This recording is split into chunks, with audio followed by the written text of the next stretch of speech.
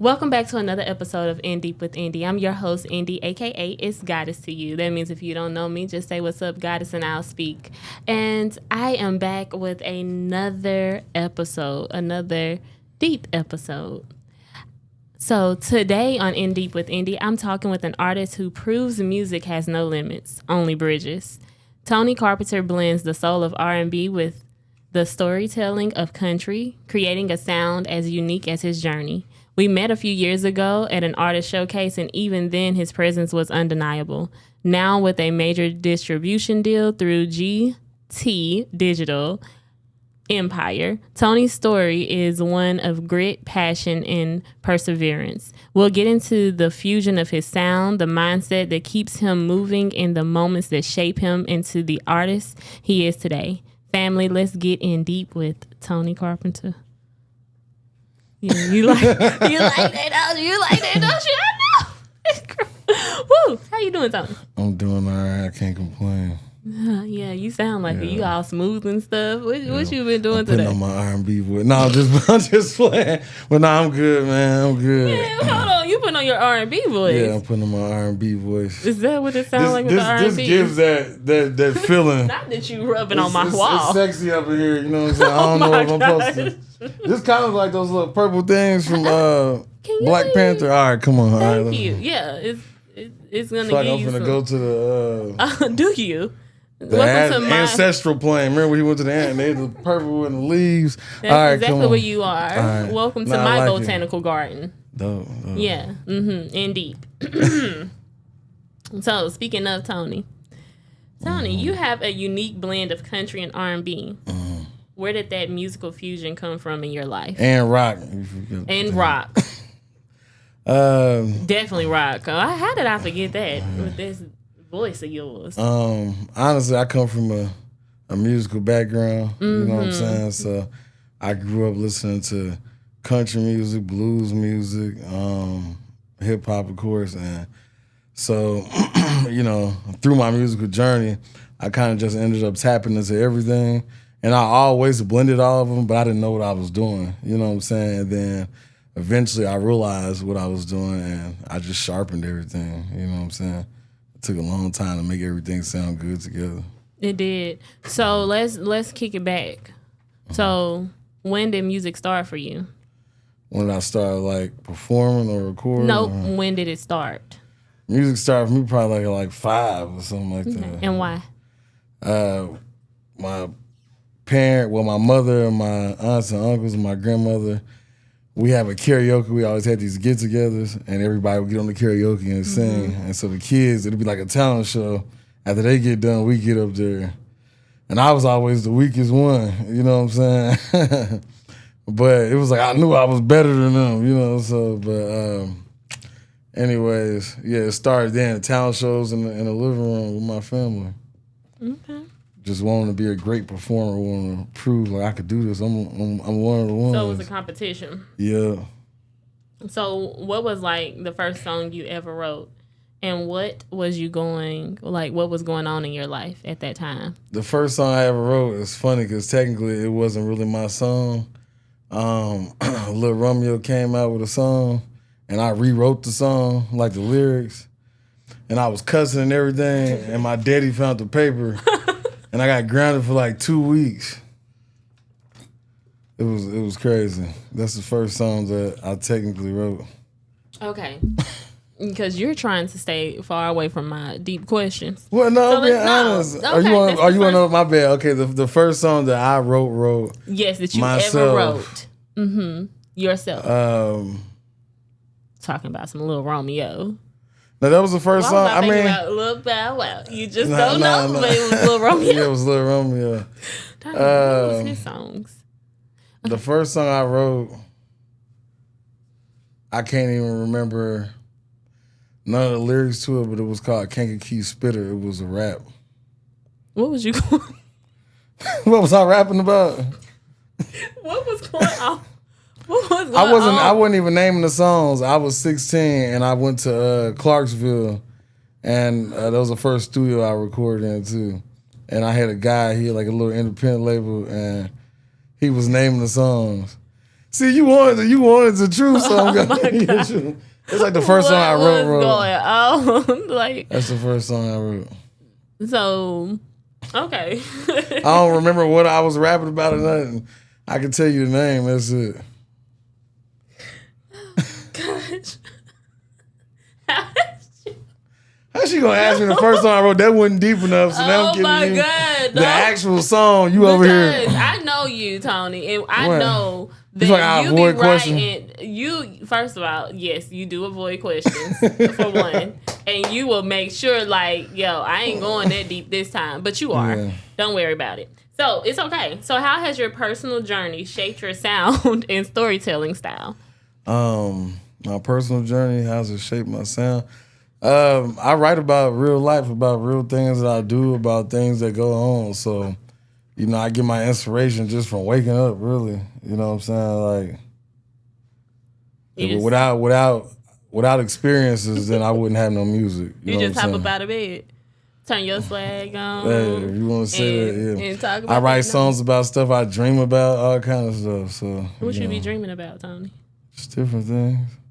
It just depends. Like I got a song called London Bridges. I had a dream. I was watching somebody singing that hook, and I woke up and I wrote it. So what was the song about that you said London Bridges? London Bridges? Yeah. The song is about basically life being great, but when it's all said and done, if you fall from grace and all your friends disappear and everybody disappear and the people that you leaned on are no longer around, like what will life be? Is that what's happening right now? Is there a lot of people that's disappearing as your life is getting greater? I'm eliminating some people out of my life because I know in order for me to go where I'm trying to go, I got to do that. You know what I'm saying? Because it's very important that I protect my energy. And a lot of us don't realize sometimes when you have a certain type of energy, people come around to drain the energy, whether they know it consciously or it's the subconscious. But I'm eliminating a lot of people. Yeah, you know. That's the truth. When you have a light, you know, I have a light, so I attract a lot of gnats. Well, I don't like how you looked at me when you said that. No, I attract a lot of gnats. I thought you were trying to swat me. Whoa. I'm not talking about. Where my juice at? It's something in there. I need some tea. You do, actually. It's okay. I didn't get to bring the tea. I did bring the tea. I just couldn't brew it. But we're not going to get onto that. But no, I was being serious. It's like, you're really trying this today. It's okay. I got you. What? I ain't doing nothing. Tony is my friend. I ain't doing nothing. So Tony, I know Tony. So people know Tony. Hey, this is what we supposed to talk about off camera. I know Tony. I know Tony. So you see this? But it's okay. So, anywho, so I said you have a light. So you attract a lot. Like, lights attract everything. And I hate when people be like, you are what you attract. No, you are what you entertain. Yeah. So that's the truth. So what happens is you attract all these things that you have the people who drain your energy. You have the people who are here just to use you, not adding any type of value or anything like that.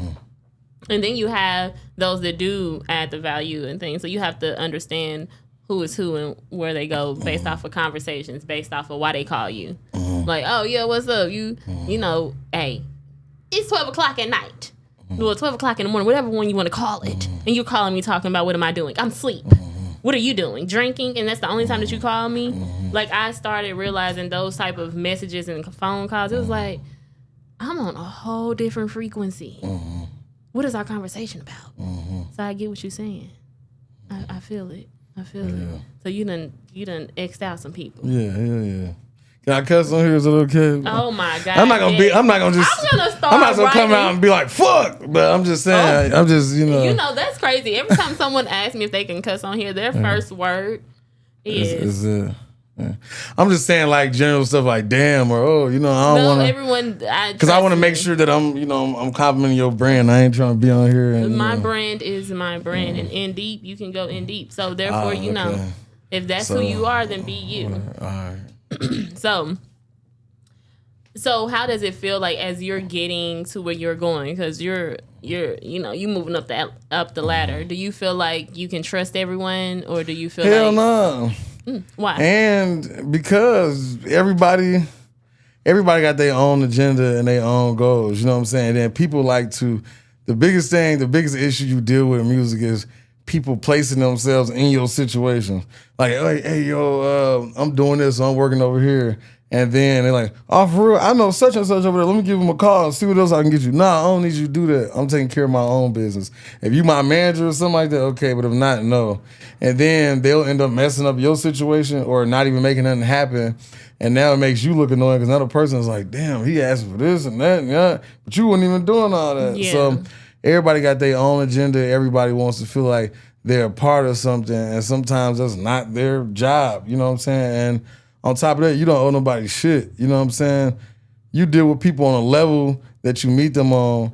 It might just be meant for you to meet me here, but it don't mean you're supposed to go here with me. You know what I'm saying? But you got to realize that and realize you don't owe nobody nothing. So it's not like you got to be cold-hearted, but when you got a good heart working in this business, it could be difficult for you. You know what I'm saying? Thank you for telling me that, because my heart too good. Obviously, I'm just here. I'm getting more and more like cutthroat when it comes to certain stuff.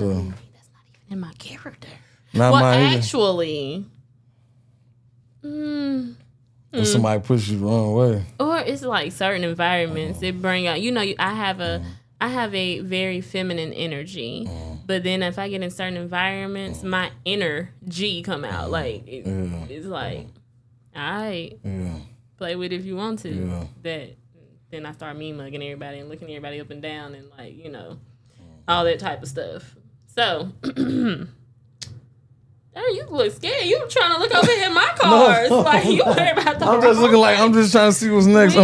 We met at an artist showcase. How important have those kinds of events been in building your career? I'm sorry, your face. Just be honest, because you taking too long. That silence is telling a lie.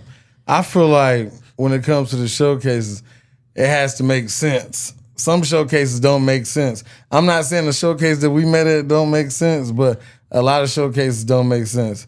Cruise Control showcase, that makes sense. I don't try to say that because no. Behind the camera. I'm about to say no. I'm being dead ass serious. Like I ain't, but like who's gonna be there? How many people gonna be there? Is this a place full of artists? This is good for networking, this, that, and the third. Versus if you going somewhere and the people that are coming out are the people who threw it, it's just their family. They come to support. Now you feel like you got a crowd, but they're not about to go back and spread shit. Ain't no word of mouth happening or nothing. You know what I'm saying? They ain't even probably gonna go stream your shit. They might go add you on Facebook. Like, it has to make sense. So I don't necessarily feel like doing showcases help shape what I'm doing now. I don't feel like it helps shape what I'm doing now. The only showcase I feel like that's going on right now is what he got. I mean, if it's other showcases out there that I don't know about, then, I ain't bashing nobody. You know what I'm saying? Don't get me black. What you call it? Black ball. I ain't got nothing to do with. I did say he was my friend, but when it comes to that's jacked up. I am not riding on. I said he's my friend. He ain't my friend. He ain't my friend. He ain't friend. But that's my homie. Yeah. You know what I'm saying? No, I'm saying like I feel like he got the live showcase right now that's going on. It might be some other ones, but I don't know about them. Is the camera on me because I need y'all to know? No, I'm just saying. That's it. Just okay. Because this is like I can only see what's in my reach. Within my reach, within the circle of people who I know, who I'm connected to, and all three of us are connected in some way, shape, or form. So that's how I know about it. It's a lot of people doing other things, but I don't be paying attention. Like if it ain't feeling good too. He like, my shit, the shit. No, I'm joking. Okay, he should have had a camera and a mic too. For real. Oh my God. All right. So you just signed a major distribution deal with GT Digital Empire. And Empire. What did that moment mean for you? I know, but still, it's still just.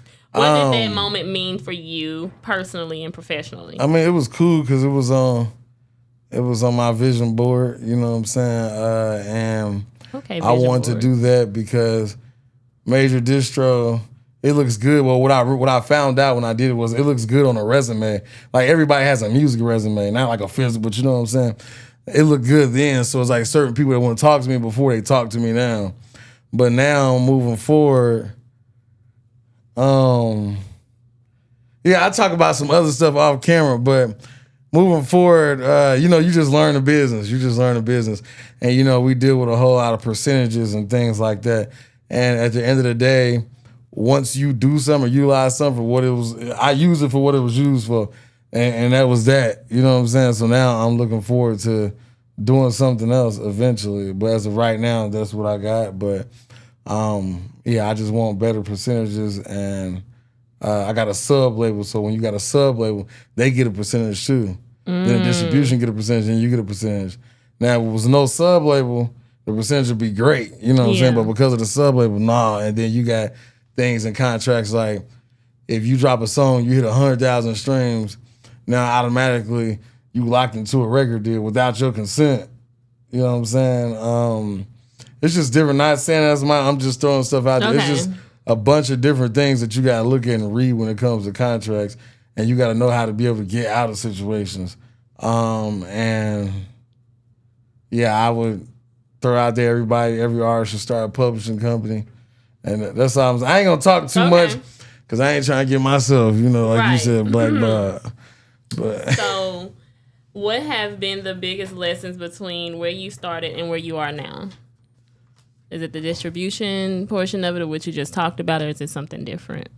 Nah, the biggest lesson that I learned was, just believe in myself. Don't let other people intervene with the plan that I got.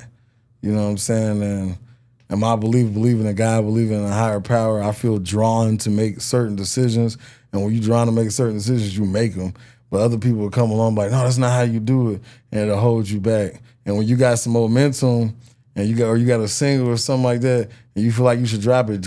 Act on the impulse, you know what I'm saying? Follow your intuition. Because, people will slow you down. So don't listen to no damn body if it don't make sense, Certain stuff, but when it comes to your creativity and how you think you should do it, like when somebody's like, you need to have a marketing plan or have this or have that, but certain stuff, you don't listen to it. You just got to do you. Yeah, and that's why you don't tell everybody your plans. That's something that you learn in your spiritual journey is a lot of stuff is for you. Because what happens is when you start speaking to people about what you have going on, they're not going to understand it because it's not for them to understand. Exactly. So then they're going to start feeding you all these different things, and then it's feeding into your subconscious because that's what you're hearing. That's what you're intaking. Exactly. That's why you got to be careful about what you intake and who you have around you. I can get deep, but I'm going to keep it there. It's going to be a little light. You know what I'm saying? But so you say you do vision boards. I got a vision board on the side of my bed. Okay. Do you feel like that helps you, like, with the vision board? Yeah, because it's like you got to look at it every day. It's like, to me, your vision board really is like your mama and your daddy still been there. Because every day I wake up, I got to look at it like, nigga, you got to do this shit, do this shit. You ain't got this checked off. So it's like, if I don't check off these things, then I start to feel down. I don't want to feel like that. So it forces me to work towards it. And I got a bunch of stuff on there. So, I still be adding stuff. So, as you supposed to. But, I feel like vision boards is really important because it's like writing it down, making it plain. That's why it's good to write out stuff versus typing it out or just saying it or having a mental note. You write it down, you make it plain, and it comes into fruition. That's what I believe. Okay. You said the journey can take 1,000 miles or one. What's been your longest mile for so far? You said that in an interview. I said the journey could take 1,000 miles or one. And you saying what's been my longest journey? My longest journey was the distribution. What's been your longest mile? You can start learning your stuff in your interviews. That's crazy. Man, what? Oh my God. That was probably a while ago. What's been your longest mile so far? You said the distribution? Yeah. That was getting to that was the longest one. That was probably about 1,000 miles. But no, matter of fact, you know what I do? Was that in Canvas Rebel? Was it? Was it in Canvas Rebel? Was it? Yes, it was. All right, I know. Okay. Yeah, I remember that. Yes. Yeah, see? Yes, it was. See? See? Okay. So you face multiple life challenges at once. How do you keep treading water when it feels like you might sink? You just keep doing it. You persevere. You focus on the goal, and eventually you get stronger. It's just like treading water. You jump in that water and you start treading water. If you think about the fact that you're doing what you're doing, you're gonna get tired. You're gonna go under. But if you just focus on something or focus on what you're trying to do, you're trying to get to the freaking surface, or get to the shore, whatever you want to call it.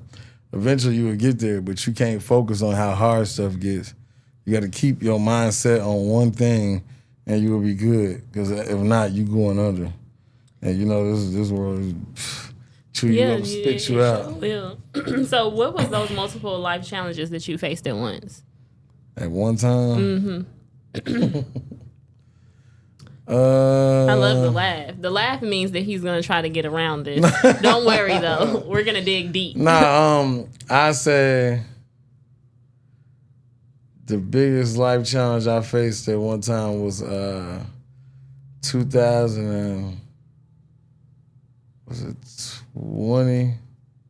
21 when my aunt passed away. And so when I found out, basically nobody knew she was sick. She came to Nashville, visited me. We went out. We had conversations we never had. And I was surprised by some of the conversations we had. Well, anyways, fast forward later that year, I get a phone call saying she in the hospital. She got cancer. And then it's like she didn't want nobody to feel sorry for her. So she didn't tell nobody. Nobody knew until the night that she was dying. Not even her husband. And she didn't want to go through chemo. So the day of her funeral was like I had a single release party, and it was gonna be big. So it was either I go to the funeral or I do this party, but I had people come from out of town. And so my mother was like, she liked your music, she wants you to do this, she ain't here no more. And plus, it's hard for me. I done missed some funerals. I got a funeral tomorrow. But I done missed some funerals because I like to psych myself out and just think like the person is still here, they just moved somewhere. I can't contact them, I don't know where they at, but they still here. I feel like it helped me cope. And then when it hits me though, it's gonna hit me. But maybe at the time I can't really deal with it and process it. Yeah. So I still did the show and I just kept it pushing. I dealt with it mentally. I dealt with it like maybe like a year after that. So you said that you don't do funerals because you want to make it seem like the person just moved away and that you just can't contact them. I can't contact them. I can't see them. They're unreachable. How did It's just everybody creates a way they deal with stuff. And that's a very how I do unique it. way. That's the first time. It's because, the human mind is amazing. It's amazing what we can do. This shit is a machine and we control it. So, if you can create a song, you can create a scenario too. You sure can. And boy, some people believe in them scenarios. I'm trying to tell you something. Like, hold on. Do you really believe this lie that you just created? Like, that's insane. But that's crazy. Because you really believed the scenario on the lie that you created. I mean, that's some crazy stuff. Maybe it is crazy. Wow. Bro, no, ladies. I wouldn't really call it a lie. I like to just say I'm just psyching myself out. Ladies. But I know she not really, you know what I'm saying? I know she not really here still, but that's just how I deal with stuff. You know what I'm saying? Everybody got their own way. But yeah. It's okay, I can say ladies because you already said that you couldn't. It's bad for you to be in a relationship right now. Oh yeah, hell no, I'm straight. I mean, I'm cool with kicking it or something, but that's it. Not kick. I'm saying like hanging out. I mean, let's an angel come down here or something cool. But all right. What role does faith or inner belief play in keeping you going? What role does what? Does faith or inner belief play in keeping you going? Especially after losing people and things like that. Yeah. As far as faith goes, I mean, faith is, the belief in things that's not seen. All that.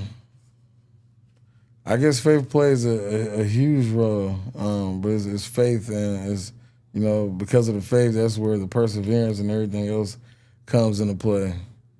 So it plays a huge role into keeping me going. What about inner belief? Because faith and inner belief is two different things. And yeah, inner belief too. That's more spiritual because you go within. You go within, and it deals with believing in self. And yeah, I mean, based off of things that I've already overcome, those are the things that allow me to be able to rely on myself. Yeah. You know what I'm saying? I'm betting everything on me. Like, I won't put my trust in another motherfucker ever again. You know, because people let you down, but I know I ain't gonna let myself down. That sounds like you need to get my book, Echoes of Love, Lessons of Loss. It's available on Amazon. No, wait a minute. Remember, I ordered your book. I sent you a screenshot of the purchase. I never got it. You don't remember that? I do not. But What? I will contact my people because everybody else got the book. Nah. You don't remember? That's crazy. You don't remember? I sent you a screenshot after I bought it because I wanted to show proof that I was. It's okay because I'm gonna go look and make sure that that's what it is. If you ain't deleting no messages, you got it. It's on I have plenty of. On IG or text, one or the other, you got the message. Don't worry, I'm gonna find it. Yeah, it's fine. Yeah, for sure. Thank you. But still, you need to do some healing because you said people can just F you over and I'm saying I just don't I don't put my trust in man or woman. I put my trust in self and God. And you talked about the energy God is within, so I mean, shoot, that's all I can. You know what I'm saying? I understand, but the way that you said that, it was like I know because I'm passionate about it. I think that as far as we talking about me, so I'm gonna say we all need healing. I wanted to say that, but yeah, I definitely need some healing. You know what I'm saying? But it'll happen in due time. But as far as that goes, nah, I'm straight.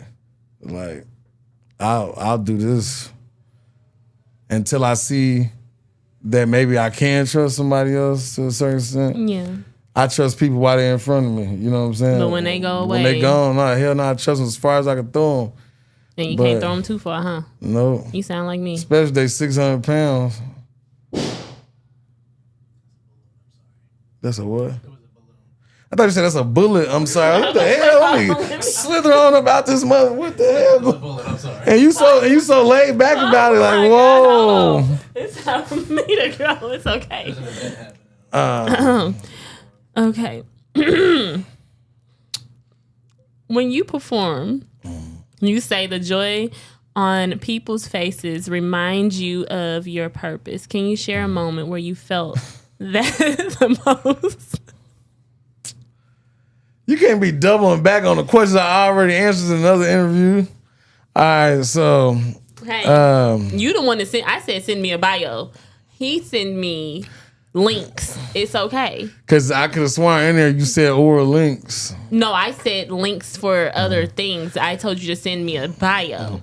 Nah, look. To be honest with you, because I be busy in the mug, so it's like I ain't had time to stop and write out a whole bio. It's like you already knew me, so I thought you was gonna. You know what I'm saying? But This it was is like, deep man. and laugh with Indy. When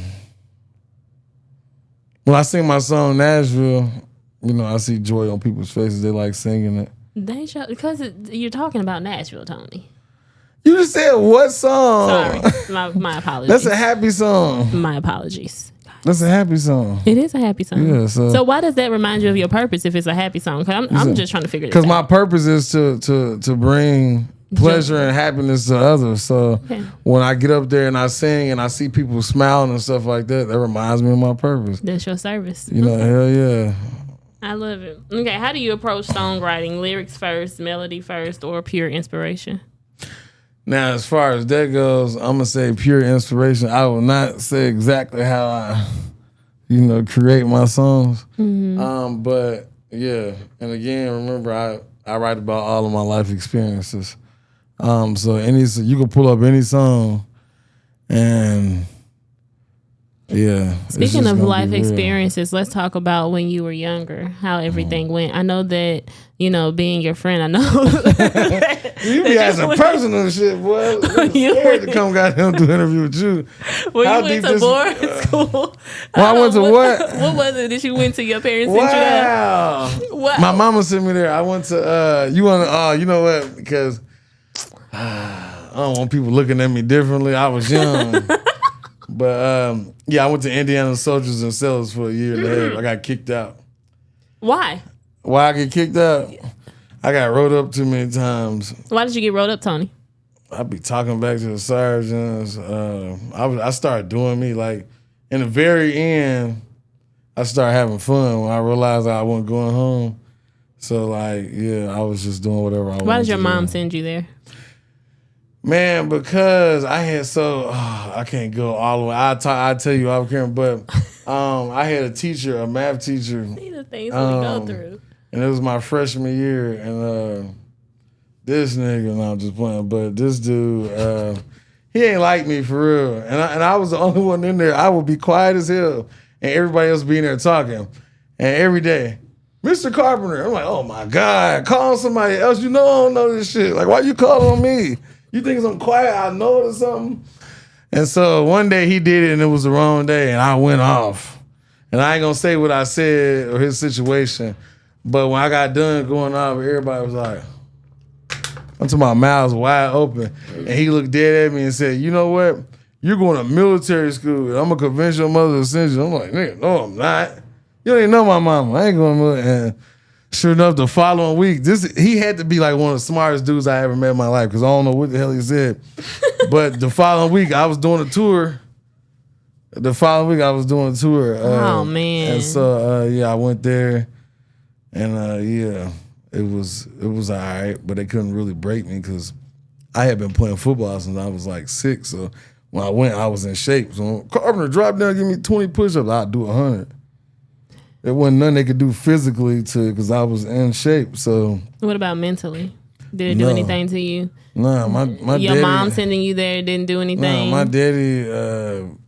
Y'all got some tough skin on my podcast because, baby, my mama sent me, so I be like, darn, mama, like, you don't love me, you can't take care of me, you know what I'm saying? Nah, I was wilding out, so she thought that would help. I got to go home on the weekends and stuff like that, but nah, you got my background, my father, who my father is, and who my mother is too, what they instilled in me, nah, hell nah, mentally, they couldn't fuck with me. So have you sung about that before in any of your songs? Nah. It ain't really nothing to sing about. Okay. It was a cool little time in the end. If you could collaborate with any artist from either country or R&B, who would it be and why? Damn. That's crazy. We'll come back to that. All right. What does success look like for you now versus when you first started? Now success looks like being able to utilize my talents and skills to take care of my family, my needs. And when I first started, success was just wanting to make it so I could be famous. I didn't give a fuck about no money or nothing like that. I mean, I cared about the money, but it wasn't like I was thinking about taking care of people or I want to become a philanthropist eventually, you know what I'm saying, again, stuff like that, and start charities that actually reach the hood and reach people versus people creating nonprofits and paying their people and paying themselves and only breaking breadcrumbs off because they can do that, you know what I'm saying? Right. So, yeah, I wasn't worried about nobody else. I was just worried about me. But, yeah, success now is longevity, being able to help others, you know what I'm saying, being in a position to help others versus just wanting a fast car and to be famous, yeah. So what triggered that change? Life's experiences. When you go through something and you're back against the wall and ain't nobody there to help you and you got to make it happen on your own, that's when you start thinking like, shit, if I see somebody else in this position, I'm going to help them because I know what it feel like, you know. Mm-hmm. So. Mm-hmm. If you could pour one piece of advice into a cup for another artist to drink, what would it be? If I could pour one piece of advice into a cup, shit, confidence, belief in self, but, well, yeah, one thing, confidence. So that's your advice, confidence? Mm-hmm. Can you break that down? Confidence, believe in yourself.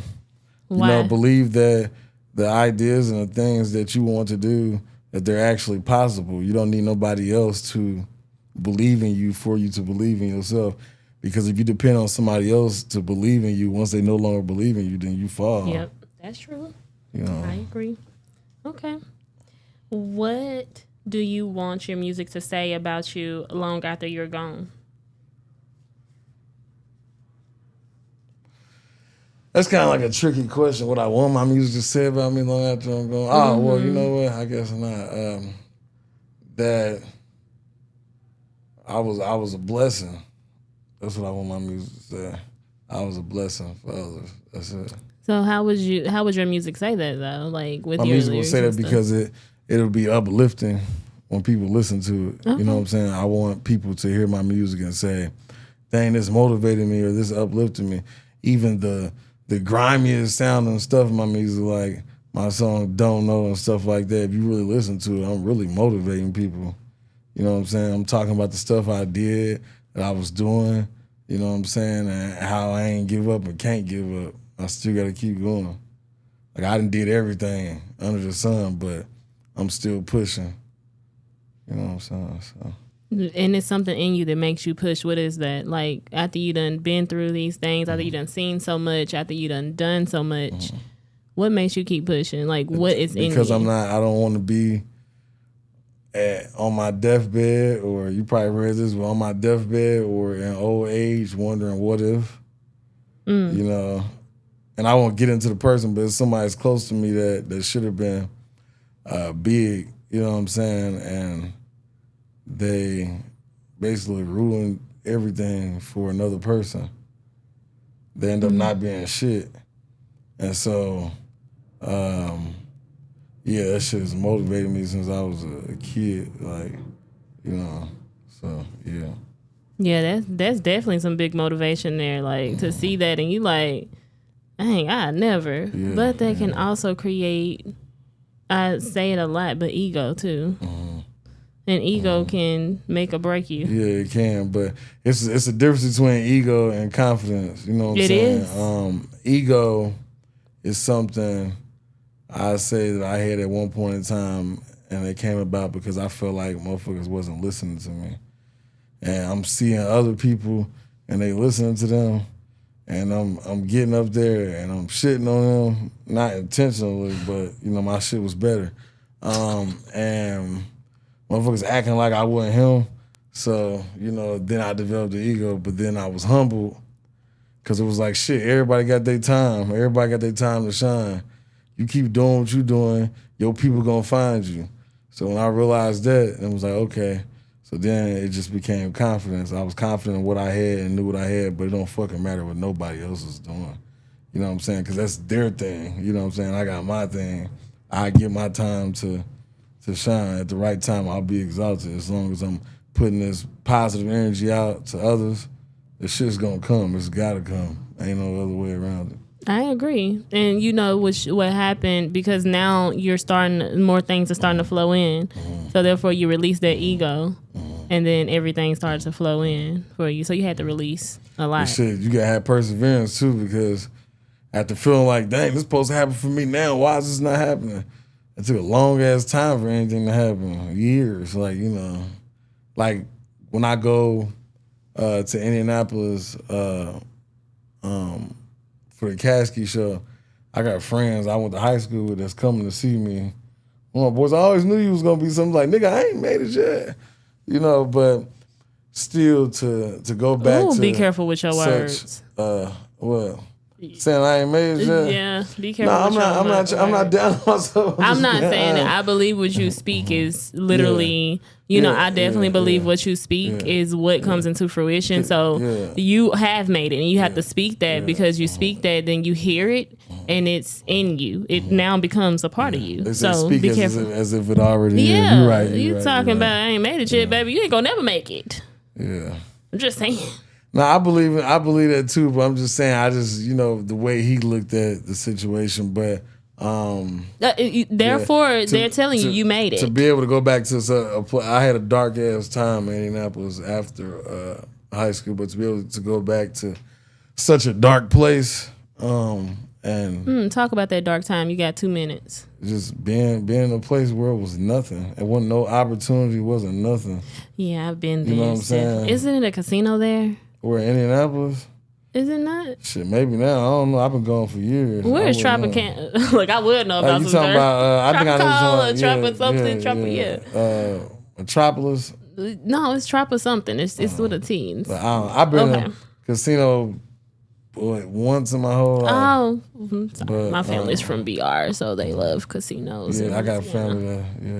Yeah, okay. But yeah, it was just a dark place. Wasn't no opportunities. It wasn't nothing. And so I started doing comedy, and that's why this episode was so funny. Yeah, I'm not even gonna get into that because I'm just on some music. I'm just on a music tip, but that got me to LA, and then I came to Nashville, and yeah. Okay, LA, we're gonna talk about it. All right, so I now want to bring in my tea time session. Oh nah, I thought I was about to say that's a wrap. No, tea time. So this is the question I ask on my tea time. I may reword it a little bit, but we're gonna see how this works. Oh, I know you're not yawning on my podcast on my platform. I know that's not what we're doing. No, we good. Oh, okay. If your journey as an artist was a tea blend, what would it be called? What ingredients would it have, and why? If your journey as an artist was a tea blend, what would it be called? What ingredients would it have, and why? Damn, that's too detailed. That's a hard ass question. So someone else just asked it, and it was super easy for them. We two different. Know your teas. Know your teas. What tea would it be? What would the tea be called? Do you know your herbs? And I'm not talking about marijuana. I don't even smoke like that. Like I smoke every blue moon. So yeah, I ain't no stoner no like that. I ain't want to talk about it. You the one brought it up. So all right, my journey was a tea blend. If your journey as an artist was a tea blend, what would it be called? You know what? And you can't say nothing about me saying this. Okay. Because technically it's already somebody else's shit, but you can't say nothing about me saying it'd be called Marathon. That's what it'd be called. That's Nipsey Hussle. That's one of my favorite artists. What ingredients would it have in it? Marathon, some ginseng, some mint. Okay. I like ginseng and mint. What else? You trying to get people all hype and open up their sinuses? Yeah, Let's go. I gotta. Oh my God, I can't even respond to that. Maybe he know what I'm thinking. You are hilarious. Dang, I wish I could crack a joke right now, but I'm not. Ginseng, mint. Keep your ammunition. Ginseng, mint, and what else would it have? Are you tasting it too? Like, what is going on? And vanilla. That's a weird ass combination. Why? I don't know. Vanilla is a calming thing. It is at times, but yeah, I would like cut it. I would cut it and figure out how. Because ginseng gives you energy, and the mint, it opens you up. So. Not that you're trying to say what I. I'm just saying it do open you up. So your journey as an artist is filled with energy and opening up. That is true. Yeah, so you have been vulnerable. Yeah. And then you know what? You have been calm in that vulnerability from the vanilla. Relax. Yeah, relax. You should have said some lavender at this point. Yeah, basically. But the vulnerability that's a huge thing for artists if you want your music to be great. I'm still not like where I need to be. Oh, you're definitely not. This episode definitely showed it. But I'd say I give it to you in like 50% of the songs I put out, you get that if you go into all of them are real. But as far as me like diving in and going deep, yeah, you get that. And I ain't gonna say what songs people just gonna have to listen to the music. I know that's right. But yeah. Okay. Well, Tony, thank you so much for coming on to my episode. No problem at all. I appreciate you for having me. You know, it was definitely a great episode. We had a lot of laughs. You definitely held back some, but I'm gonna let you slide. But it's an enjoyable episode, and if people listen, they'll get a lot of gems from it. So I thank you so much. So do me a favor, look at your camera right there, and go ahead and tell your tags. You can find me Tony Carpenter on Instagram and Tony Carpenter on all streaming platforms. Awesome. And you have anything coming up that people need to know about? I got a show September the 20th at Home Nashville. I got a show, well, before that, August the 29th, Indianapolis, Indiana, Hi-Fi Indy. This is pre-recorded. And then, well, I was supposed to do a show in Chicago on the 20th, which I kind of double booked that. And then I got more shows coming up, but yeah, I'm getting all the stuff together business-wise, so I'm not going to speak on the other shows. But yeah. So he's saying basically follow him to stay updated. Got you. Well, guys, thank y'all so much for tuning in again. If you have not, go ahead and subscribe. Make sure you turn on your notifications, follow, share, like, all that other good stuff, and comment. We love engagements. Again, thank you so much for watching In Deep with Indy. Again, it's your girl Indy, a.k.a. It's Goddess to You. Thank you, Tony, again for coming on. Peace, love, and light.